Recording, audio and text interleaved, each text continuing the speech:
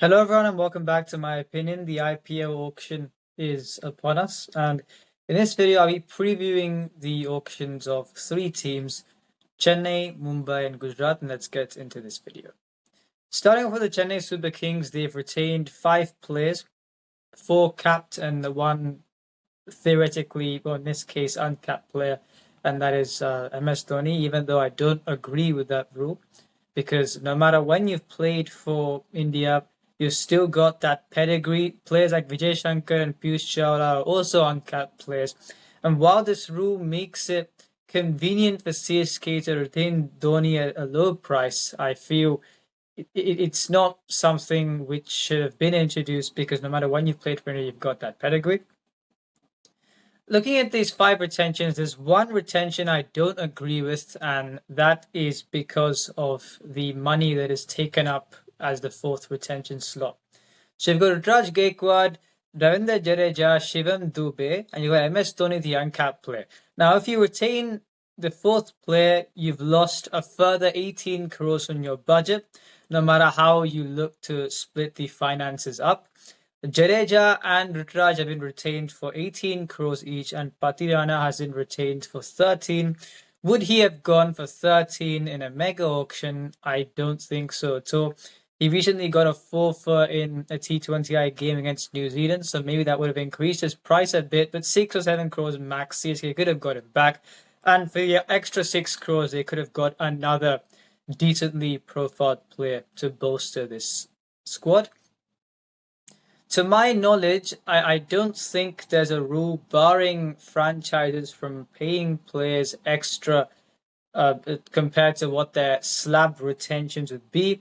If CSK had retained Jadeja for 14 crores, there would have been nothing stopping them from paying the extra 4 crores under the table to make it 18. So they would have ended up saving money. They could have bought back Patirana as well. And I've started a Tamil channel recently, and I'll link that channel in this video, where I said in that if you've got 69 crores or more, you could dictate terms in this auction to some degree. CSK, if they hadn't retained the fourth player, they would have had 73 crores. Man, they would have had the same amount as a Delhi Capitals going into the auction. RCB have got 83, Delhi have 73, and CSK would have had the third highest budget going into this auction, but that won't happen now because they've retained me. And with the 11, I'm going to suggest the tournament's expanded to 10 teams now. There's a lot of talent coming through. We've seen the philosophy of CSK in the past when Dhoni was the captain, where they sort of managed with what they had. In terms of team composition, if you put this roster under another management, under another philosophy, another captain, would they have achieved the results that they've achieved? I don't think they would have done. And that's because Dhoni has made players better. People talk about his tactical acumen. I feel the reason why CSK have won as often as they have done is because Dhoni has made players better. And so with this side, I feel CSK have got a decent enough budget. If they manage things accordingly, they can still get a heavy hitting side, and they could look to win the tournament with the squad that I'm going to narrate. And that will be Rutraj Gaikwad, Rachin Ravindra open the batting, Shai Hope at number 3, Shivam Dube 4, Glenn Phillips 5, Jadeja number 6, MS Dhoni 7, Ashwin 8, Mohammad Shami 9, Abhilash Shetty from Karnataka number 10, and Matisha Patirana number 11. Now with this side, Rachin Ravindra has been in very good form of late, yes, but in the mini auction, I think he went for 1.8 crores. I don't think he'll go as expensive now because there are many overseas openers. You've got the likes of Phil Salt, who I feel because of the explosive way he plays, people will go after him more. Some may even go after Will Jacks, even though he's not been the greatest of form of late. You've got Quinton de Kock as well. When you've got all those players, a free-stroking player like Rachin Ravindra, who, compared to the explosiveness of the others who I just mentioned, are teams going to break the bank for him as much? I don't think so, especially when he only went for 1.8 crores in the mini auction. So I think CSK could get him at a fairly lower price. Shai Hope, I think a few of these players have increased their base price from the previous year, and there was a video on the Tamil channel where I discussed the Rajasthan Royals auction, where they've got the least person. I don't think they've retained well. And it said the IPL has got to include a cap on the number of players who can be in that 2 crore bracket via a voting system where you go to each franchise and say, how likely are you to pick this player at this price? If 5 or 6 out of 10 say yes, then that player gets in the 2 crore bracket. Now, after the price list was updated, I don't think there are that concern is as pressing as what it was, because at first a lot of the players who were at 50 lakh before they listed their price at 2 crores, but then things went down to 1.25 or so. But I feel that rule should still be implemented, because over time the 120 crore plus won't be enough if you've got more players on that in that 2 crore bracket. So that's my view on that. Shai Hope has increased his base price from 75 lakh to 1.25 crore. In terms of switching gears, I feel there is no better player in the world than Shai Hope at doing this, and he can take his time at the start and explode. You've seen that for the guy in Amazon Warriors as well. So him at number 3, I feel you're looking at this top 3. The requirement in Chennai is to get that 55 run mark in the power play. You've got a free stroking player in Rachin Ravindra, someone who takes time in Ruturaj Gaikwad, and Shai Hope, who can play both roles. So I feel you'd much rather go with that combination than the legacy combinations where people have been saying Devon Conway should be picked again. I'll say this again, the reason why CSK won the final in 2023 is because out of his comfort zone, he scored at 47 of 29, I think 25 or 29, and he rightfully got the man of the match because he is the one that dictated the terms, started things off in that fashion in the chase. But we've seen him playing in Chennai, a lot of the time he scored those 50 or 40 board knocks because he's a good player of spin. Can he attack spin from the get-go? No, he can't. And I feel even in the power play of CSK, I don't think it would be the most explosive combination because Devon Conway also takes time at the start. But especially in the middle, when the spinners start building, I feel Devon Conway will get bogged down. We've seen that happen in Chennai before. So that's why Rachin Ravindra is a free stroking player. He's in very good form, and I feel he will complement Ruturaj Gaikwad taking a bit of time early on than the versatile Shai Hope. Shivam Dube, number 4, 2 wickets for early. I would not send Shivam Dube out. I'd send out the Glenn Phillips, who's got double gears. He can take time and can finish at the end. He can keep wickets and he can bowl a fantastic fielder, bowl spin as well. And if you're looking at the spin options on the side, you've got an attacking spinner like R. Ashwin. Then you've got Jadeja, Phillips, and Rachin Ravindra. You've got 4 spinners. So I feel Glenn Phillips for about 6 crores or so, they can look to get him in the side. Jadeja 6, Dhoni 7, Ashwin 8. I feel they need to get especially him rather than Washington Sundar because Ashwin has got that attacking and defensive gear. He can look to go for wickets and bowl that none for 20s and 4. Whereas Washington Sundar, is he going to run through you in a T20 format? No, he won't. And if CSK have to defend 140, Jadeja is not going to run through you either. Neither is Glenn Phillips. Neither is Rachin Ravindra. They'll be looking to contain the runs, and you won't have the attacking threat to look to bowl the opposition out. Mohammad Shami or Bhuvneshwar Kumar. Mohammad Shami, there's been rumours that he may join the Indian side for the second test. But if he isn't fit, Bhuvneshwar Kumar can get him at a slightly less price in my view, so they should go for one of those two. The talented seamer left arm seamer from Karnataka, Abhilash Shetty, I've seen him bowl in a few YouTube videos, and I think he's very good. A lot of people are talking about him.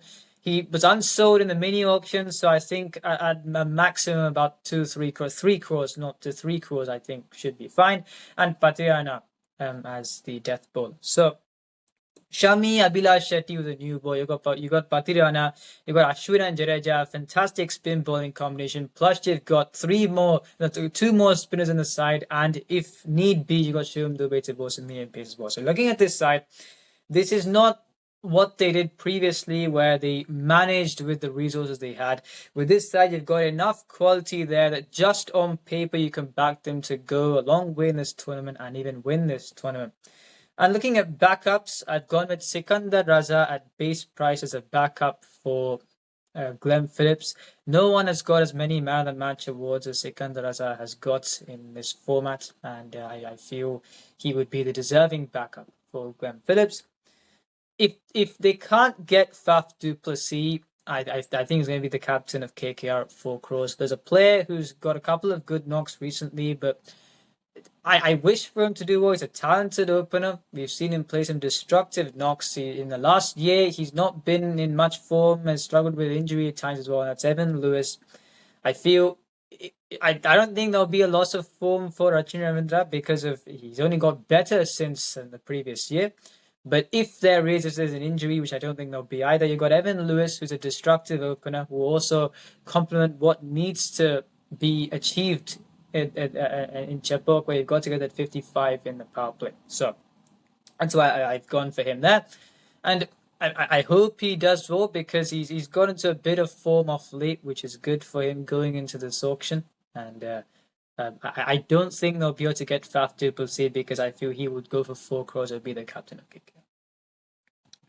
And now as a backup for Matisha Patriana, I've gone with Evan Jones. He is a fast bowling all-rounder from South Africa, can bowl at 140 kph and can bowl at the death. He's a hard hitter at the end as well, can walk out number 7, hit some boundaries.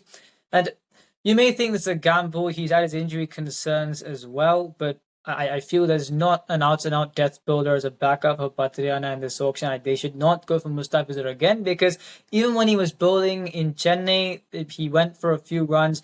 When he bowls away from home and the slow balls don't stick, he'll go for a lot of runs. So I don't think they should get him back again. And I feel finally as an overseas slot, do they need a backup for Shai Hope?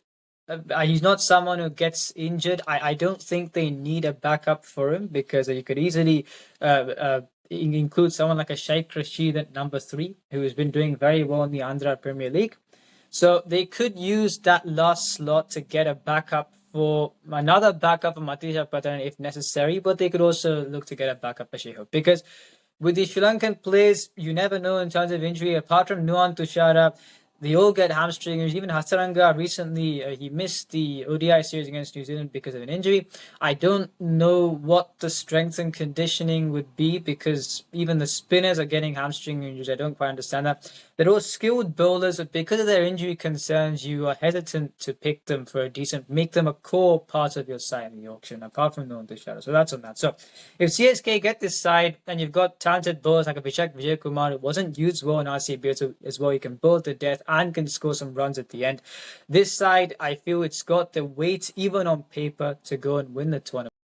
And now in Mumbai, 45 crores left. I think they've retained well. There's one player who I would have retained as well. Yes, their purse would have reduced even further in value, but Anshul Kamboj, I feel for 4 crores, he's taken a 10-wicket haul in a recent first-class match, and I think he's got the capability to go for more than 4 crores in the auction. But I also feel because in the emerging Asia Cup he didn't go too well, you've got a lot of bowlers in the mega auction. Teams may look to Mumbai may still be able to get him for 4 crores, so I've still put him down there to get it back, but I thought they should have retained him. And who should they go for?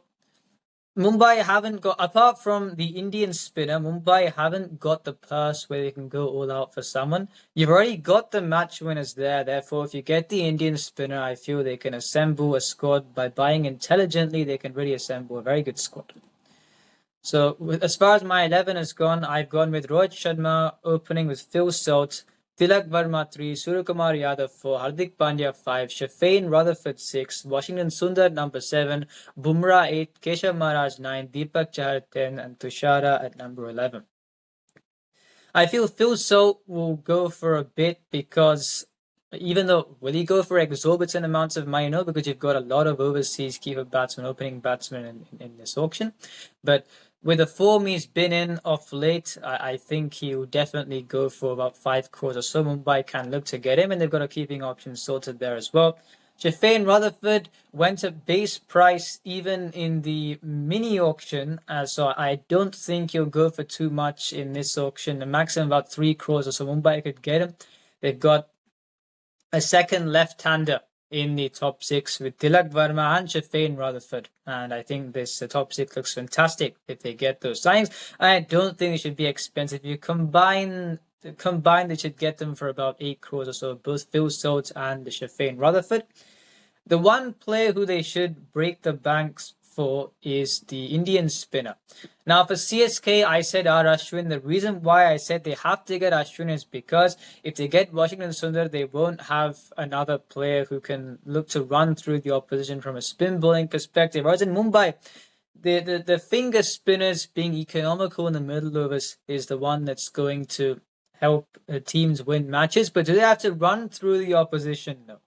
Which is why Washington Sundar and Keshav Maharaj, two of the best economical spinners in the world right now. And I feel that is a very good combination. Do they need that wicket-taking threat in terms of a spin bowling option, given where they're going to play their matches for the majority of the time? I don't think so. Deepak Chahar for 4 crores. He's been doing well in domestic cricket of late, but I think will teams look to shell out huge money for him? I still don't know, because he does have injury concerns. And because of those injury concerns, you saw at times he did struggle even when bowling in the last 2 seasons. So that's why will teams look to go all out for him? I don't think so. They could look to get him back. And if they get Deepak Chahar and Nuwan Tushara, who I think will go for about 3.5 crores, you can easily get him back. You've got Chahar and Tushara to open the bowling. I will not bring on Bumrah on the power play. You don't need to, because you've got those 2 quality bowlers there. You can bowl him at the death. And then you've got the economical finger spinners in the middle. This looks a very good side. And in terms of backups, Ryan Rickleton for 1 crore. They don't need to break the bank for backups, because they've got the best scouting system in the league, probably even in the world, and they'll bring in all these domestic players. Then overseas players, Phil Salt will play every match if fit.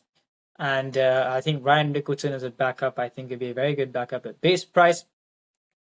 Nehal Vadera, he may cost a bit more than 5 crores, but as I've said before, these price ranges, the books tend to be balanced out. You may get someone else for cheaper if Nehal Vadera goes for a bit more. I think they will buy him back.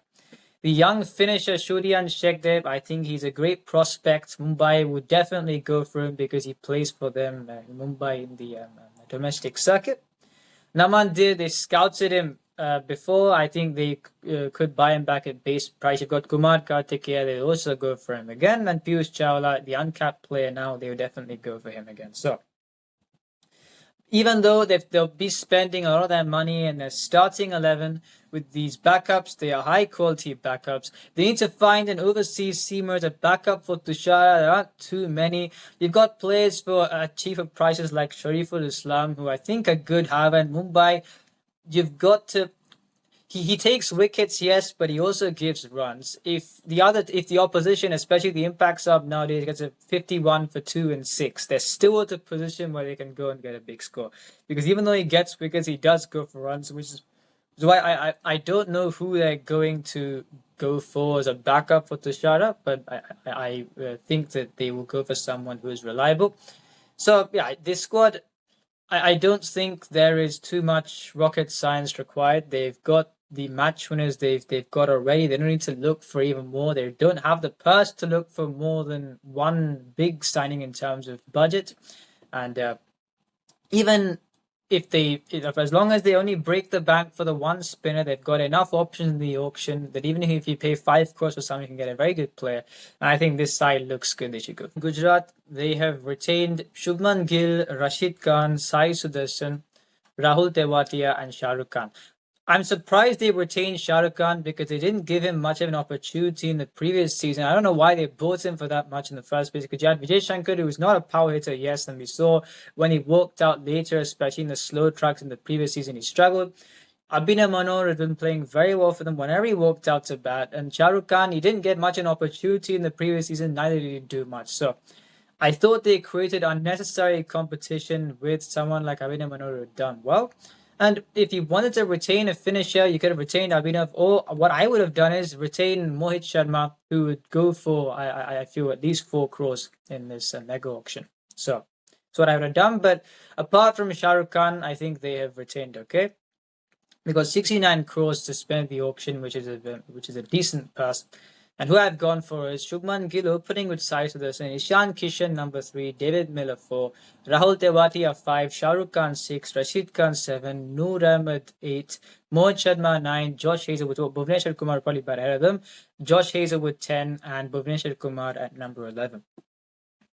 The reason I've gone for Ishan Kishan at number 3 is because a lot of teams, there's in speculation as to how Ishan Kishan will fit into the 11s of some size. And I feel Gujarat is a ready-made fit for him because you've seen when they've tried Matthew Wade, they've tried Ridhaman Saha, and they've not found that keeping option, opening the batting, they've not found that player. You've got Shubman Gill, Sai Sudarshan in Ahmedabad. The ball moves around the first 6 overs. You need the technical soundness to get through that phase. And I feel Shubman Gill, Sai Sudarshan, more often than not, they'll bat for at least 4.3 overs as a combination in the power play. So if Ishan Kishan can, at the earliest point, if he can walk out at the latter phase of the power play, you can bank on him to attack the spinners in the middle overs.